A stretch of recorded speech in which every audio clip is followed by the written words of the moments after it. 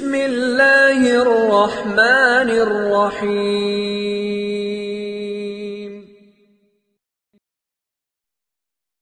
بسم اللہ الرحمن الرحیم وبہ نستعین۔ نسیم صبح کا پیغام لے کر حاضر خدمت ہیں۔ بہت ساری کارگزاریاں درود شریف سے متعلق آپ سن رہے ہیں، سنتے رہے ہیں اور سلسلہ جاری ہے۔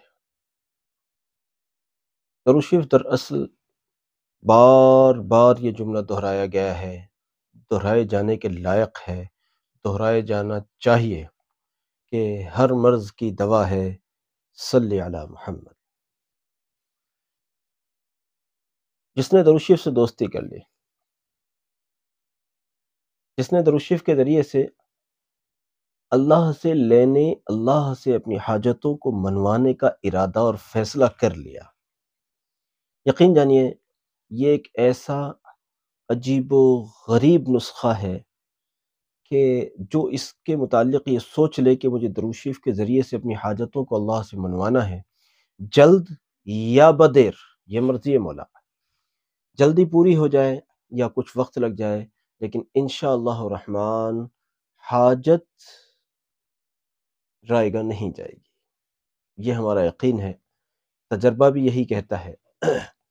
اور 1400 سالوں میں امت درود شریف سے جتنے استفادے کرتی آئی ہے، جتنا فیضان حاصل کرتی آئی ہے، کم سے کم میں سمجھتا ہوں کہ عملیات کے پیچھے لمبی چوڑی تغوطہ کرنے والے لوگ اتنا سوچ بھی نہیں پاتے جتنا درود شریف میں مل جاتا ہے۔ آپ سمجھیں گے کہ عملیات سے زیادہ کیا مل جاتا ہے؟ بھائی میں عملیات کی دنیا کا آدمی ہوں، میرا تعلق عملیات سے ہے۔ میں تو یہ سمجھیے مجھے یاد نہیں ہے کہ عملیات میری زندگی میں پہلے داخل ہوئے یا پھر درود شریف پہلے داخل ہوا۔ اتنا بچپن میں الحمدللہ دونوں چیزیں، یہ سمجھے میں نے سب سے پہلی مرتبہ جو بسم اللہ الرحمن الرحیم کی زکوٰۃ ادا کی تھی، اور اتنی کم عمری میں ادا کی تھی کہ مجھے صحیح معنی میں پوچھئے کہ جو اس وقت میں میرے استاذ بنے تھے، مجھے ان کا نہ نام معلوم ہے، نہ کوئی ایڈریس معلوم ہے، نہ ان کا چہرہ یاد ہے۔ اگر وہ میرے سامنے آ کر کھڑے ہو جائیں میں انہیں پہچان نہیں سکتا۔ تو ایسے ہی درود شریف کا بھی ہے۔ اب یہ مجھے یاد نہیں ہے کہ بسم اللہ الرحمن الرحیم کا یہ عمل میں نے پہلے کیا تھا یا درود شریف پڑھنا پہلے شروع کیا تھا۔ تو بہرحال پھر عملیات کی جرنی بھی چلتی رہی، اور درود شریف کا سلسلہ بھی کسی درجے میں چلتے چلتے چلتے چلتے پھر وہ ایک حد تک وہ آگے بڑھا، پھر اور آگے، پھر اللہ نے کرم فرمایا الحمدللہ، پھر وہی پہچان بن گیا۔ تو میں عملیات سے وابستہ ہونے کے بعد اس جملے کو کہتا ہوں کہ جو چیز درود شریف سے ملی یا مل سکتی ہے یا جس کی امید کی جا سکتی ہے، کم سے کم عملیات میں اس کو سوچا بھی نہیں جا سکتا۔ عاملین کی معراج ہوتی ہے کہ کوئی موکل مل جائے یا کوئی جنات، چڑیل، بھوت، پریت، اللہ بلا مل جائے، یہ ان کی معراج ہوتی ہے۔ اور ذاکرین کی معراج ہوتی ہے کہ مجھے اللہ مل جائے، اس کے رسول صلی اللہ علیہ وسلم مل جائے، میں اللہ کا بن جاؤں، اس کے رسول صلی اللہ علیہ وسلم کا بن جاؤں، ان کی عنایتیں مجھے مل جائیں اور مجھے ان کی غلامی حاصل ہو جائے کہ میں بھی ان کا غلام بن جاؤں۔ ذاکرین اور درود و سلام پڑھنے والوں کی معراج یہ ہوتی ہے۔ وہ چاہتے ہیں موکلات میرے غلام بن جائیں، ذاکر چاہتا ہے کہ میں اللہ کا غلام بن جاؤں۔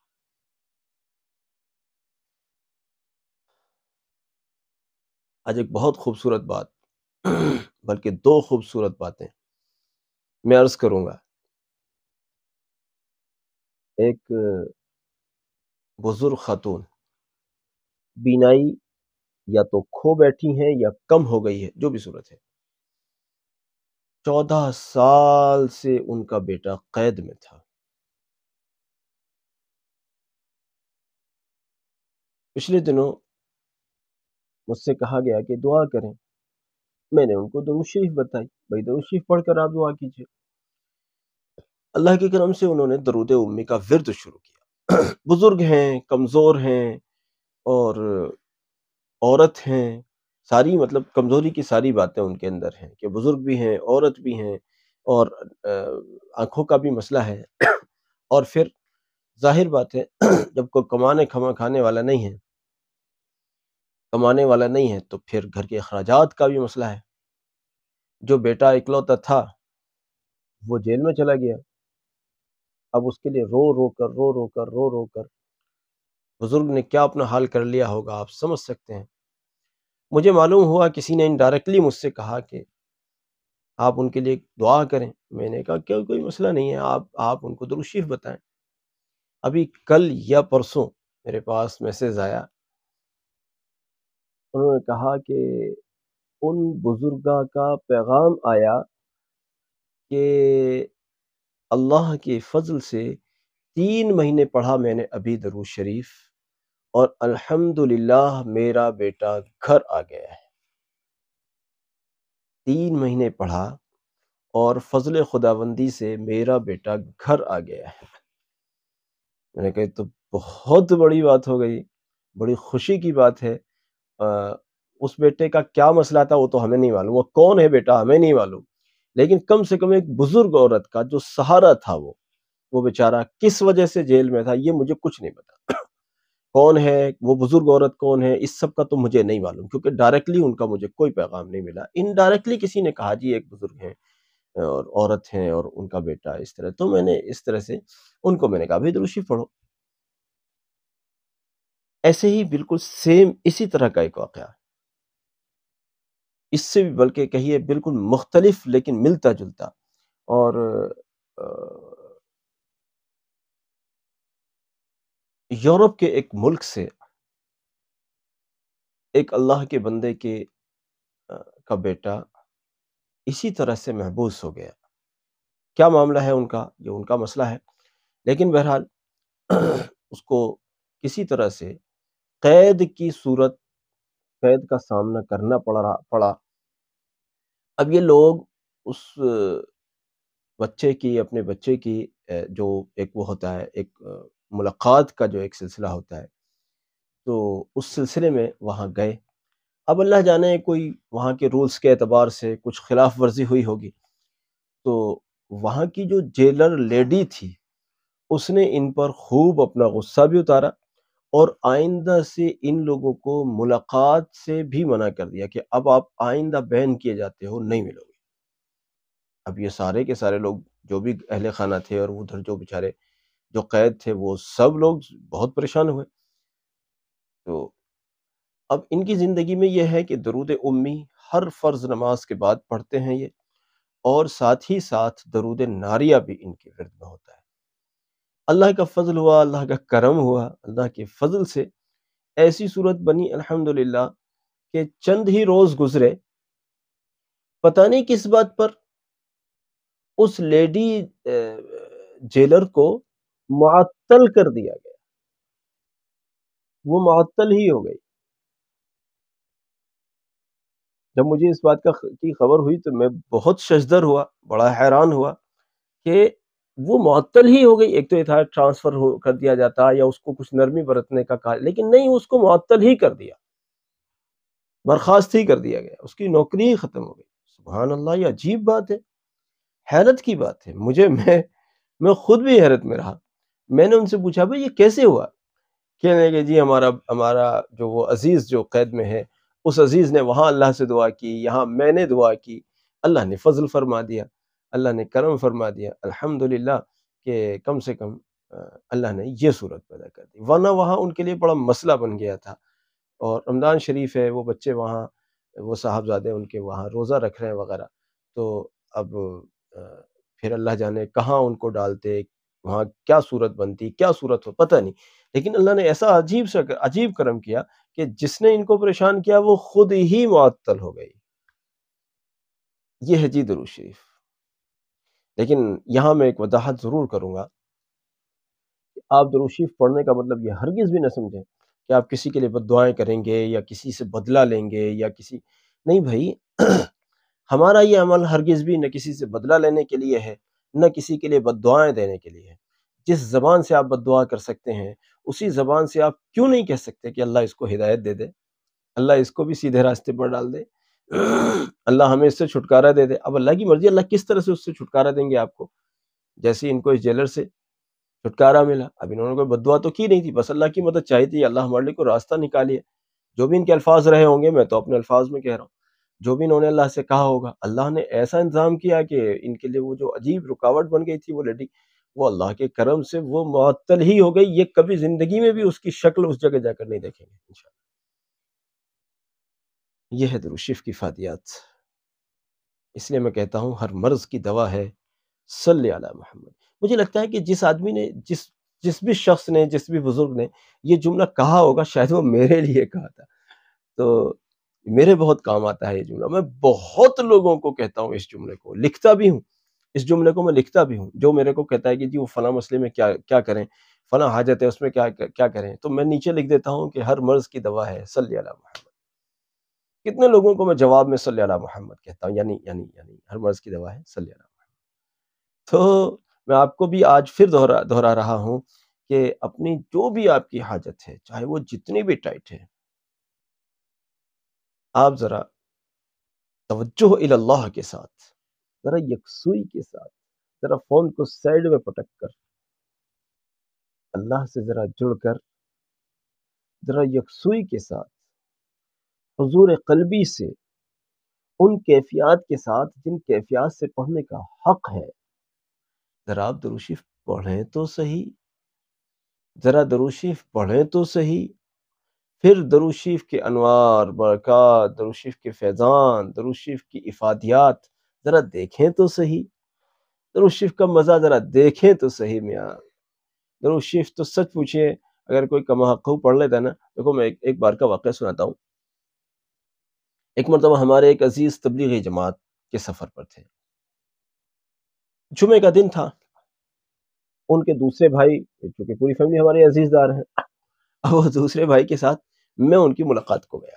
اب ہم 2 تھے 3 تھے، 2 کا تو مجھے یاد ہے، تیسرا چوتھا کون تھا مجھے یاد نہیں۔ تو وہ کہیں جنگل میں کوئی مسجد تھی، وہاں ان کا قیام تھا۔ وہاں بھٹے ہوتے ہیں، اینٹ بنانے والے جو بھٹے، بہت سارے ایسے بھٹے تھے وہاں، اور وہاں جو لیبر تھی ان لوگوں میں وہ لوگ کام کر رہے ہیں۔ تو بہت سالوں کی بات ہوئی، مجھے تو یاد بھی نہیں کون سی جگہ تھی، وہ جنگل میں کوئی جگہ تھی، پتہ نہیں کہاں۔ تو اب ہم وہاں پہنچے، جمعے کا دن تھا، عصر کے بعد 80 مرتبہ درود شریف کا اپنا پرانا عمل چلا آتا ہے، لیکن اس روز اللہ جانے عجب کیفیت تھی، انہوں نے مجھے جو گشت میں جانے والی جماعت تھی اس کا امیر بنا دیا۔ یہ ان کا احسان رہا مجھ پر کہ انہوں نے مجھے متکلم نہیں بنایا، کیونکہ متکلم بناتے تو میں بس بات کرتا لوگوں سے، اور اپنا جو میں پڑھ رہا تھا وہ نہیں پڑھتا، پھر میں بات کرتا۔ خیر چلو، وہ بھی ایک دین کا کام ہے اور بہت اہم کام ہے۔ تو انہوں نے متکلم کسی اور کو بنایا اور مجھے امیر بنایا۔ بہت خوب۔ اب میں پیچھے چپ کے اپنا درود شریف پڑھتا رہا، حالانکہ وہاں یہ تعلیم ہوتی ہے بھئی گلیوں میں جانا ہے، محلوں میں جانا ہے تو تیسرا کلمہ پڑھنا ہے، بازار میں جانا ہے تو چوتھا کلمہ ہوتا ہے، لیکن بس وہ اپنی اپنی کیفیات ہوتی ہیں۔ اس وقت میرے اوپر کیفیت یہ تھی کہ درود شریف پڑھنا، جمعہ کا دن تھا، عصر کے بعد کی بات ہے۔ اب میں پیچھے چپ کے درود شریف پڑھ رہا تھا، اور میری کیفیت اتنی مختلف تھی کہ میں خاموشی سے رو رہا تھا اور درود شریف پڑھ رہا تھا۔ میرا کسی کو پتہ نہیں میں کیا پڑھ رہا ہوں اور کیا میری کیفیت ہے، بس میں خاموشی سے روتا جاتا تھا اور درود شریف پڑھتا جاتا تھا اور گشت والوں کے ساتھ تھا۔ اب میری ایسی کیفیت تھی کہ میرا یہ یقین تھا کہ آج نبی صلی اللہ علیہ وسلم کا دیدار ضرور ہوگا۔ رات گزر گئی، دیدار نہیں ہوا۔ مجھے لگا یہ کیا بات ہے، پتہ نہیں کیا ہے، اللہ جانے۔ پھر بہرحال میں فجر کے بعد کے معمولات وغیرہ سے فارغ ہو کر، وہاں اوپر ایک جگہ تھی، وہاں ابھی دھوپ نہیں آئی تھی، آنے میں دیر بھی تھی، تو وہاں میں سو گیا فجر کے کچھ دیر بعد۔ مجھے فجر کے بعد سونا پسند نہیں ہے اصل میں، فجر کے کچھ دیر بعد میں سویا، تو اللہ کے فضل سے اس وقت مجھے دیدار مصطفیٰ صلی اللہ علیہ وسلم ہوا، اور ایک طرح سے میرا یقین اور بڑھ گیا کہ میرا یقین تھا کہ آج دیدار ہونا ہی ہونا ہے انشاءاللہ۔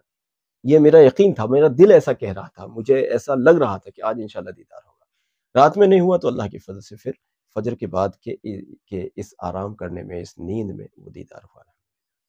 تو کیا بات رہی، میں اس بات سے کیا سنانا چاہتا ہوں، جب آپ کیفیات سے پڑھیں گے، جب آپ رجوع قلبی کے، اس وقت میری کیفیت میرے قابو سے باہر تھی۔ تو اس کیفیت سے میں پڑھ رہا تھا، اللہ نے مجھے یہ نام اور سوغات اور یہ نعمت، یہ سعادت اپنا فضل فرما کر، احسان فرما کر عطا فرمائی۔